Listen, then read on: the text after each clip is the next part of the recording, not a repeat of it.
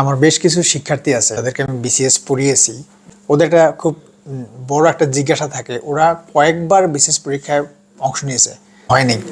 তো বিসিএসটা যখন হয়নি তখন এটা তার জন্য একটা বিরাট একটা বিস্ময়ের ব্যাপার যে আমি এত পড়লাম কিন্তু আমার বিসিএসটা হলো না, এত এত বই পড়লাম কিন্তু তারপর হয়নি। এটার কারণ কি? আমাকে জিজ্ঞেস করে যে স্যার আসলে কি করলে এটা হবে, এটা তো খুব হতাশ হয়ে যাচ্ছে যে কি হলো, এত পড়লাম, এত বই আমার, তো তারপর বিসিএসটা কেন হলো না। তো আমি সাধারণত যেটা হচ্ছে যে পরামর্শ দেই বা সাধারণত যেটা সান্ত্বনা দেই সেটা হচ্ছে যে আরও যেহেতু 1 বছর সময় আছে, যতটুকু তুমি পড়ছো ওই পড়াটাকে ডাবল করো, গিয়ার আপ করো, তাহলে সাধারণত শেষবারই বিসিএসটা বেশি বেশি হয়। হ্যাঁ, তো বিসিএসটা সাধারণত শেষ বিসিএসে, অধিকাংশ বিসিএসই যারা হয় দেখবা যে খোঁজ নিলেই জানা যাবে যে তার এটা শেষ বিসিএসে বেশিরভাগই হয়।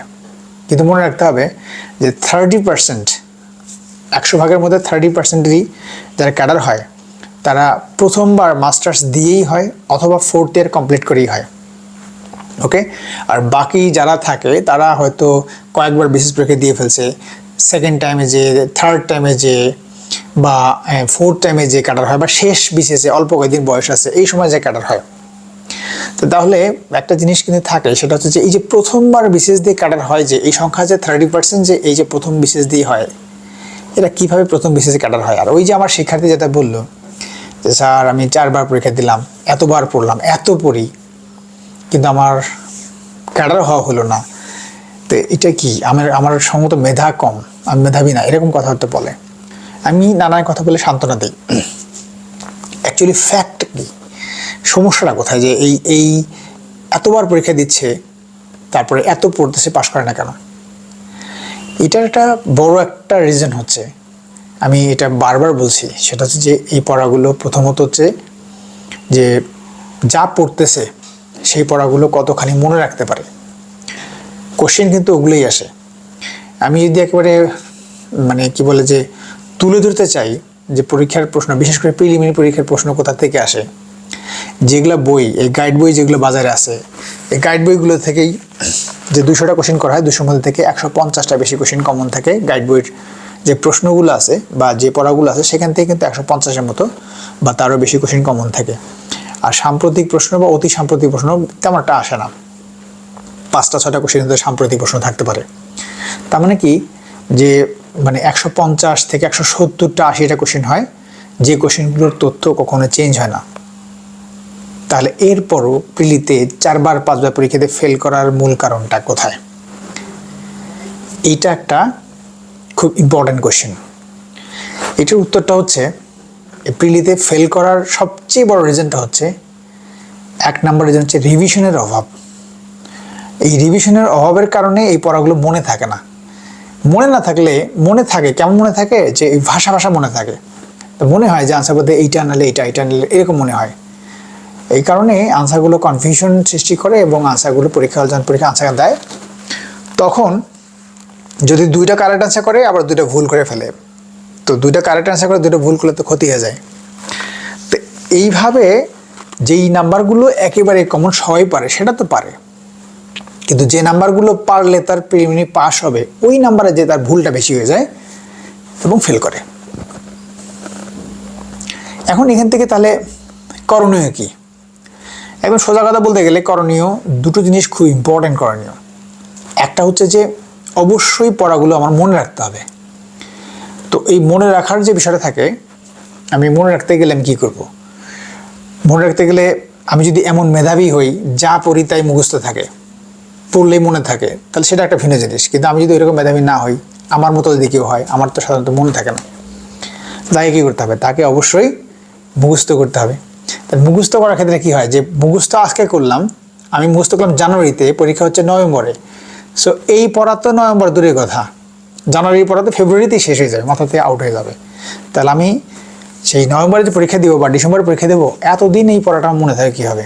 পড়ছি কিন্তু পড়াটা, কিন্তু আমার এতদিন তো মনে রাখার কথা না, ভুলে যাই, 100% ভুলে যাবে। সেই জায়গায় সমস্যাটা, অর্থাৎ সে ঠিকই পড়ে কিন্তু সেই পড়াগুলো সে দীর্ঘদিন ধরে রাখতে পারে না। মূলত যে কাজটা করতে হবে সেটা হচ্ছে যে প্রিলিমিনারির জন্য যতটুকু পড়া দরকার সেইটা আগে একটা প্ল্যান করে নিতে হবে যে আমি কতটুকু পড়লে আমার প্রিলিমিনারি পাস হবে। এর বাইরে যে পড়াগুলো আসবে সেগুলো তো ভিন্ন জিনিস, যেমন বেসিক যে নলেজটা এটা হচ্ছে বাইরের। বেসিকটা তো মানে নতুন করে বেসিক ডেভেলপ করে বিশেষ পরীক্ষায় দেওয়া যায়, এটা ডিফিকাল্ট একটা ব্যাপার, বাট বেসিক আগে থেকে থাকে। ঠিক আছে, এই টেন্স কাকে বলে, টেন্স কত প্রকার কী কী, বা যে প্রিপোজিশন কত প্রকার কী কী, হ্যান ত্যান, নাউন কত প্রকার কী কী, এই যে বেসিক নলেজগুলা, এই নলেজগুলো তো আগে থেকে থাকা উচিত। আর যদি নাও থাকে তাহলে এটা যেন একেবারে সহজেই যেন মনে পড়ে এই অবস্থা থাকা উচিত। এখন নতুন করে এগুলো মুখস্থ করে তো আর বিসিএসের যে কোশ্চেনগুলো আসবে সেই কোশ্চেনে যে পড়ার ক্ষেত্রে একটু কঠিন হয়ে যায় কাজটা। তো বেসিকটা একটা ভিন্ন জিনিস, বেসিকটা থাকা লাগে, না থাকলে দ্রুত এটা বেসিকটা নলেজ নিতে হয়, এটা একটা জিনিস। আর হচ্ছে যে ওই যে মানে কি বলে সাম্প্রতিক তথ্য বা কিছু মানে আরও কিছু বই, প্রাসঙ্গিক কিছু বই, পেপার পত্রিকা পড়া, টিভিতে খবর দেখা এবং বিশ্বের কোথায় কি হচ্ছে না হচ্ছে এগুলো আপডেট থাকা, চর্চার মধ্যে থাকা, এগুলো একটা আলাদা জিনিস। এই বেসিক নলেজ আর এই যে যে নলেজ যে গ্যাদার করতে হয় সেটা করার বাইরে মানে প্রিলি পাস করার জন্য যে তথ্যগুলো ফিক্সড তথ্য এগুলি যথেষ্ট। এই ফিক্সড তথ্যটা মনে রাখার বুদ্ধি করতে হবে। তো ফিক্সড তথ্য মনে রাখার বুদ্ধি যারা করতে পারে তারা খুব অনায়াসে বারবার পরীক্ষা পাস করে, প্রিলি শুধু না, বিশেষ পরীক্ষা শুধু না, অন্যান্য চাকরি পরীক্ষা যখন পরীক্ষা দেয় সেগুলোতে টিকবেই। তো ওই যে বাইরে মানে যেই জায়গাটা ভিত করে দিবে, ভিত্তি করে দিবে, যে জায়গাটা ফাউন্ডেশন, যে জায়গাটা আমি বলতে পারি, ওই জায়গায় যদি স্ট্রং কেউ না হয় তাহলে এই যে যতই টুকটাক করে এদিক ওদিক পড়ুক তার কিন্তু হবে না। তো যে কথাগুলো আমি বলতে চাচ্ছি সেটা হচ্ছে যে পড়ার সময় আমরা কি করি, যে এই যে পড়লাম, জানুয়ারিতে পড়লাম, ফেব্রুয়ারিতে ভুলে যাই, কিন্তু ডিসেম্বরে যে মনে মনে ভাবি যে জানুয়ারিতে পড়াগুলো পড়ছিলাম, আমার তো এটা পড়া হয়ে গেছে, ওই জায়গাটায় ভুলে যেতে হবে। এই পড়াগুলো সবসময় আপডেট থাকতে হবে। আপডেট থাকা মানে এটা মনে রাখতে হবে। ঠিক আছে, আমি যেটা করতাম, আমি যেমন বাংলা, আমি একটা এক্সাম্পল দিই, আমার নিজের সম্পর্কে একটা এক্সাম্পল দিই, আমার কথাগুলো তো বেশি সময় হচ্ছে। তো যেটা হচ্ছে যে বাংলায় ধরো আমি যখন পড়তাম, বাংলা সাহিত্য আমার মনে থাকতো না, সাহিত্যের বিভিন্ন নাম টাম এত নাম মনে থাকতো, কিছু মনে থাকতো কিছু মনে থাকতো না। তো আমি দেখা যাচ্ছে মুখস্থ করতাম, তো মুখস্থ করতাম ভোরবেলায় করে ফেলছি, ছন্দটা তো নিজেই ছন্দ বানাতাম, বানিয়ে মুখস্থ করতাম, করে একটু লিখতাম, তো মনে থাকে। কিন্তু এই পড়াগুলো 7 দিনে বেশি মনে রাখা যায় না, মানে টোটাল আমি যেভাবে পড়ছি এভাবে মনে রাখা যায় না, কিছু মনে থাকে বাট বেশি ভুলে যাই। আমি যেটা করেছি সেটা হচ্ছে যে মানে প্রতি সপ্তাহে 7 দিন পর পর আমি একদিন সময় নিয়ে, বিশেষ করে যে জায়গাগুলো মনে থাকে না, বাংলার, বিজ্ঞানের, বা যে জায়গাগুলো আমার মনে থাকে না, ওই জায়গাগুলো 7 দিন পর পর একবার করে ওই মনে না থাকা জিনিসগুলো আমি আলাদা আলাদা জায়গা করে ফেলতাম, নোট করে ফেলতাম, বা আমার জানা থাকতো যে এগুলো মনে থাকে না, 7 দিন পর পর ওইটা আমি একটু রিভিশন করতাম। ঠিক আছে, রিভিশন করলে হয় কি যে এই রিভিশন চলতেই থাকতো। তো এইটা দেখা যাচ্ছে যে 3 সপ্তাহ যে রিভিশন করি একই জিনিস, তাহলে কি এইটা আমার আগামী 1 মাস 2 মাস আর ভুলে যাবো না আমি, এরকম মনে হতো। তাহলে এটা কি যে ওই যে জায়গাগুলো আমি 3 সপ্তাহ পর পর রিভিশন করলাম, ওই জায়গাগুলো একেবারে 1 মাস 2 মাস পরে, 2 মাস পরে বা 2.5 মাস পরে যে ওইটা আরেকবার রিভিশন দিতাম। অর্থাৎ যে পড়াটা আমি জানুয়ারিতে পড়তেছি বা যে পড়াটা আমি শুরুতে পড়লাম, ওই পড়া কিন্তু আমি সাথে নিয়ে যাচ্ছি, ওই পড়াটা আমি ছেড়ে দিয়ে যাইনি। ঠিক আছে, যে কথাটা বললাম ইম্পর্টেন্ট কথা কিন্তু। অর্থাৎ যে পড়াটা আমি আজকে পড়লাম, এই পড়াটা পড়ে আমি রেখে দিব তা না, আমি এই পড়াটা কি করতাম যে শেষ মুহূর্ত পর্যন্ত আমি সাথে নিয়ে যেতাম, টেনে নিয়ে যেতাম। এই সাথে টেনে নিয়ে যাওয়ার ব্যাপারটা যেটা বলছি সেটা কি করছি, যে প্রথমে 7 দিন পর পর পড়াটা মনে করতাম। এটা শুধু বাংলা বলে কথা না, কিন্তু বাকি সব সাবজেক্টের ক্ষেত্রে যার যে জায়গাটা উইক বেশি বা যার যে জায়গাটা মনে থাকে না সেই জায়গার কথা বলছি। এই পড়াগুলো মাঝে মাঝে একটু রিভিশন দিলে কি হয়, যে এই পড়াগুলো সাথে নিয়ে যাওয়া যায়, মনে রেখে যাওয়া যায়। এই যে মনে রেখে যাওয়া যায়, এই কাজটাই ওই যে আমার যে শিক্ষার্থী যারা ফেল করেছে ওরা হয়তো এই কাজটা ঠিকভাবে করেনি। আমার কাছে মনে হয় এই কাজটার মধ্যে একটা গন্ডগোল আছে। তো তোমরা যারা পরীক্ষা দিবে, যারা ভালো করতে পারছো না মনে হচ্ছে বা যাদের মনে থাকে না, আমার মনে হচ্ছে এই পড়াগুলো সাথে নিয়ে যাওয়া উচিত, যেটা আমি বললাম। ঠিক আছে, মানে প্রতি সপ্তাহে হোক না হোক, মানে 14 দিন পর পর হোক, মাঝে মাঝে ওই পড়াটা প্রিভিয়াস পড়াগুলো পড়তে হবে, রিভিশন করতে হবে, তাহলে এই পড়াগুলো মনে থাকবে, সাথে যাবে। ওকে, তাহলে কি বললাম, 1 নাম্বার হচ্ছে যে কোন জায়গাগুলো পড়া উচিত, কোন জায়গাগুলো ইম্পর্টেন্ট সেটা মনে রাখা। ঠিক আছে, 2 নাম্বার যা পড়বো সেগুলো আমার সাথে নিয়ে যাওয়া। মানে মানে মাঝে মাঝে রিভিশন দিয়ে সাথে ধরে রাখা, শেষ মুহূর্ত পর্যন্ত ধরে রাখা। 3 হচ্ছে আরেকটা জায়গা খুব ইম্পর্টেন্ট জিনিস, সেটা হচ্ছে যে কি কি পড়তে হবে, কোন কোন বই পড়তে হবে, কোন কোন জায়গাগুলো পড়তে হবে। মানে খামোখা এই বই সেই বই দুনিয়ার বই যদি পড়তে চাই, কোনো বই তো মানে তৃপ্তি নিয়ে পড়া যাবে না, শেষ করা যাবে না, কোনো বই আসলে শেষ হবেও না, এই পড়াগুলো মনেও থাকবে না আলটিমেটলি। এখান থেকে খানিক ওখান থেকে খানিক এত কিছু মনে করে এখন বাড়তি যদি কোনো বই কিনতেই হয়, তাহলে ওই বইটা আগের বইটা ঠিক রেখে নতুন বইটা থেকে কী কী নতুন আসলো বা নতুন কী কী পাওয়া গেলো ওইটা নোট করা যেতে পারে, আলাদা একটা খাতায় নোট করা যেতে পারে। তাহলে নোট করলে কী হবে যে এই নোটটা ওইটার সাথে অ্যাড করে বললে এটা যুক্ত হবে। ওকে বন্ধুরা, আর এর সাথে যেটা হচ্ছে যে ওই পরীক্ষা দেওয়াটা, হ্যাঁ আমি যা যা পড়তেছি সেটা একটু পরীক্ষা দেওয়া। এই পরীক্ষা দেওয়ার বিষয়গুলো যে এগিয়ে যায়, পরীক্ষা দেওয়া যায়, মাঝে মাঝে পরীক্ষা দেওয়া যায়, তাহলে কিন্তু কী হয় যে এই পড়াগুলো আর একটু পোক্ত হয়, যে পড়াগুলো পড়া আছে সেটা একটু মনে রাখার জন্য ভালো হয়।